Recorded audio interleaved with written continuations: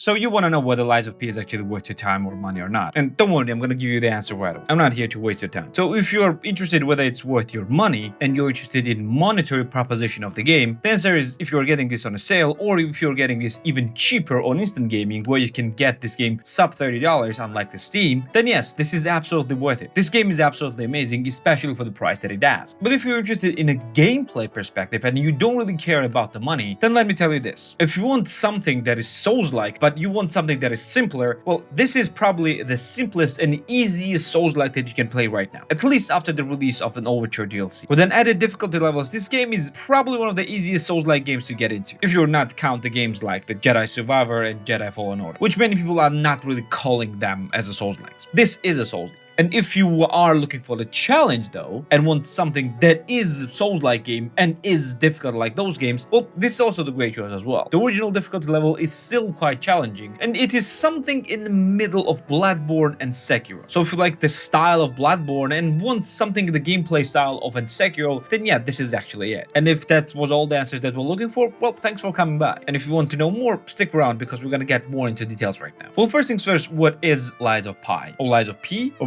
why am I calling it Pi? I don't know, but it's Lies of P, basically. Lies of P is a Souls-like game, and setting-wise, it's happening in Victorian England. I guess this is the name of the setting. It's basically the time where actual Pinocchio was happening, and yeah, the setting is, well, the Pinocchio setting, because you're playing as Pinocchio. But the world is really not childish. It's not a game for children, because yeah, it is very gritty and very dark. In this world, the technological or AI revolution already kind of happened. The world or the city where you're playing, the city of Pratt, is full of the puppets, which are basically your Victorian equivalent of AI robot. But something happened, like always does. The world and the city was plagued by, well, plague, and at the same time, the robot uprising happened that basically started to kill everyone. So yeah, the situation is dire, and that's where you come into play. You are playing as Pinocchio, and your goal is to find Giuseppe. That's all the spoilers that I'm gonna get into. I'm not gonna spoil you anything else. And the gameplay-wise, this is basically by the book Dark Souls game. You have a large, or not open world, but a bunch of linear paths that you can take into, and bunch of exploration things that you need to do, and you travel from save point to save point, just like in Bonfires, but you here they're called Stargazers, and you need to defeat enemies and gain their ergo, which is basically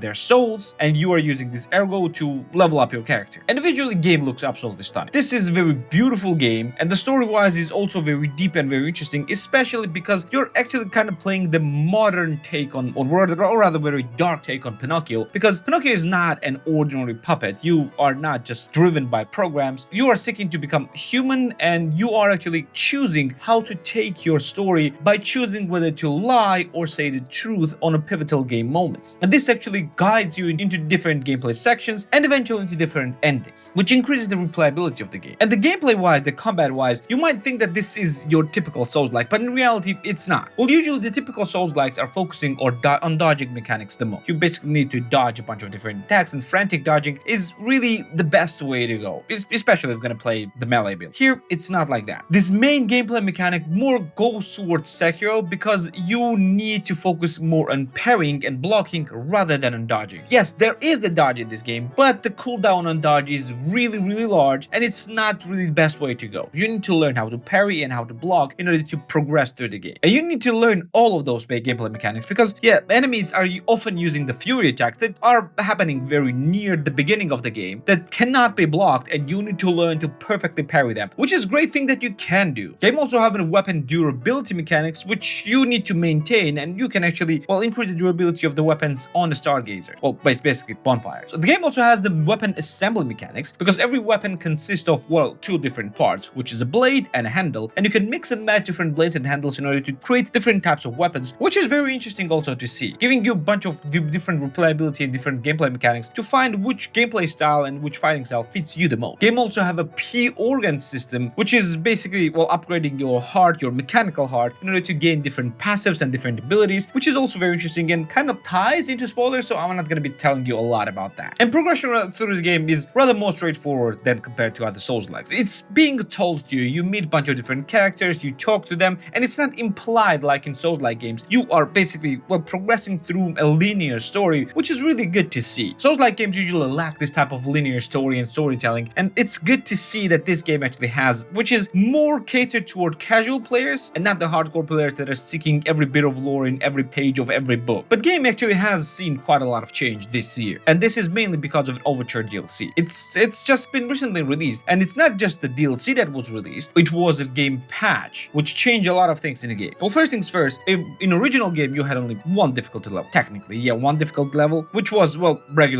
difficult level, just like in any other Souls-like. But now you have also 2 additional difficulty levels, which is basically easy, normal, and now the old difficulty level is now hard. So if you want something that's really easy and you want to play the game for the story, you can play a game for the story. Not that it is extremely easy and unchallenging, but it is way more easy and way more forgiving for more casual players who just want to get into Souls-likes or understand what's all the fuss about. But not gonna lie, to really understand what Souls-like games is, you really need to play on default difficulty levels, which in this case is hard, which is, I think, called Legendary Stalker in this case. The easy one is Butterfly's Guidance, I think. The middle is Awakened Puppet, and yeah, the difficult one I already told. Also, there has been some UI tweaks, some map adjustments, which make the game a bit more easier to play and easier to understand. Also, Overture DLC, I haven't played a lot of it, to be fair. This is not a review for Overture DLC, but it's prequel to original game, and it is around 10 to 15 hour DLC story expansion. Overall game is really good, but not without its flaws. And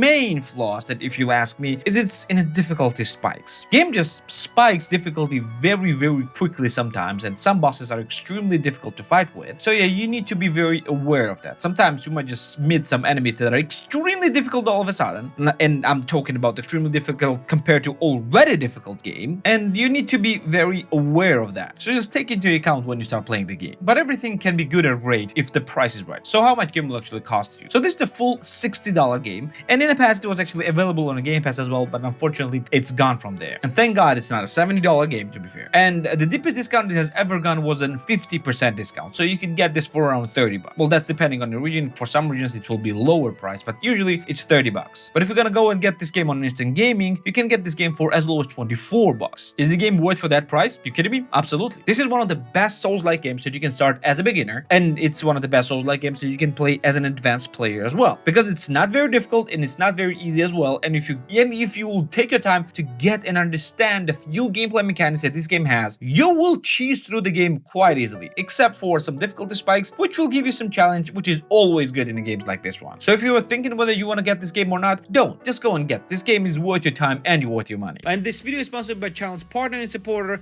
Instant Gaming. If you want best games for the best prices all the time, all year round, without waiting for any sales, Instant Gaming is the way to go. You can find all types of games for all the different platforms, and most importantly, for the cheapest prices possible. And I also partner with Instant Gaming for epic game giveaway of your choice. So click the link in the description down below for your chance to win. Thanks to Instant Gaming for their support, and now let's get back to the video. And if you're interested in Souls-likes, well, I have an entire review about Elden Ring right here, also you can watch right here. And if you prefer something a bit more different, I have actually a review of the Lords of the Fallen 2.0 right here as well, so you can watch this one right here. So don't forget to subscribe right here, and I'm going to see you in the next one. Take care.